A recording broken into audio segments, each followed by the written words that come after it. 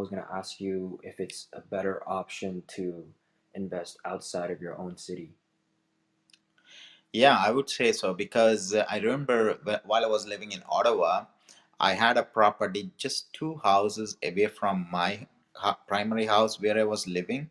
And people think, oh, if I have a property in the city where I'll be living, it is easy to manage and so that I could take care of things. But that's not the case because many people they forget when they live in the same city or in this street, it become emotionally attached and they try to go out and take care, attend phone calls, and then even some people they even do the snow removal themselves and cutting the grass. But then that's not an investment.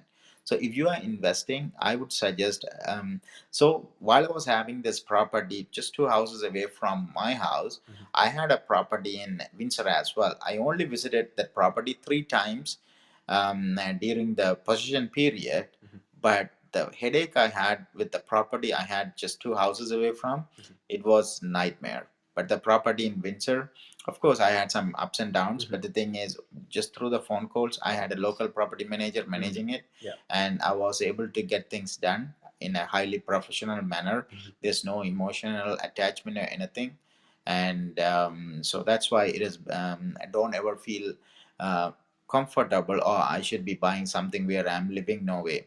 If the number makes sense, just take account of the expense for the property management company, Mhm. and sometimes your traveling expense as well. And if the number makes sense, just go for it. Mhm.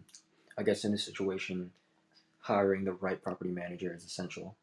Exactly. Hiring the property manager, and also you need to do your homework as well. You cannot just purely say, okay, I bought this property and gave it to a property manager and they are going to take care of everything. No, you should have your own power team in the cities where you'll be owning as well. For an example, if you're going to have a property manager in 1,000 kilometer from your house, you need to have a realtor there. You need to have a lawyer there because province to province, the lawyers cannot execute the transaction, especially Toronto lawyers. They could only operate in Ontario. If you are buying a property in New Brunswick, then you have to have a New Brunswick lawyer. They are licensed to operate there. So you need to have lawyers, and if you're going to do the maintenance, property management company they could do it, but you need to understand the local market as well. Mhm. Average cost to hire a handyman, how much it may cost, and hiring snow removal company, how much it may cost, all kind of things. You need to have some kind of idea, then only you can understand if property management company who was suggested reasonable price.